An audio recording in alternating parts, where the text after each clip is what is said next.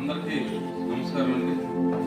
ఈరోజు భారతరత్న భారత రాజ్యాంగ నిర్మాత డాక్టర్ బాబాసాహెబ్ అంబేద్కర్ గారి 134వ జయంతి సందర్భంగా మీ అందరూ ఆహ్వానిస్తున్నాము.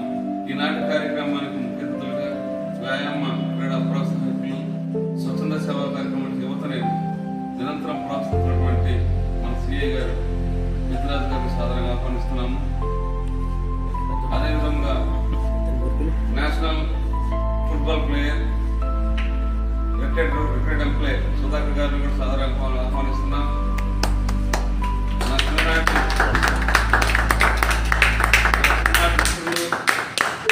నా ప్రాణ స్నేహితుడు, నాతో ఉన్న అన్ని విధాలు సహాయ స్థానం అందిస్తున్నటువంటి శుద్ధీకరణమైనది మధు గారిని కూడా సాధారణంగా ఆహ్వానిస్తున్నాము.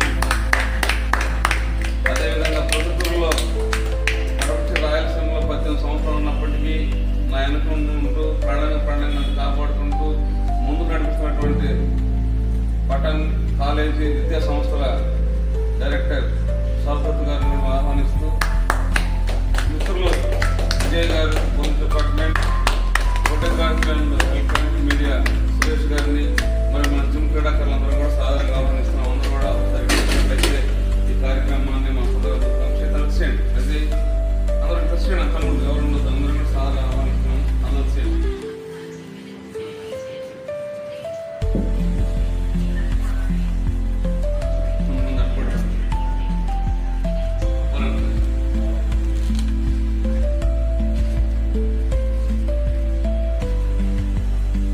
ముందుగా మన అంబేద్కర్ భారత రాజ్యాంగ నిర్మాత డాక్టర్ అంబేద్కర్ గారికి పూలు మాడలు వేసి నోడల్సిందిగా మేము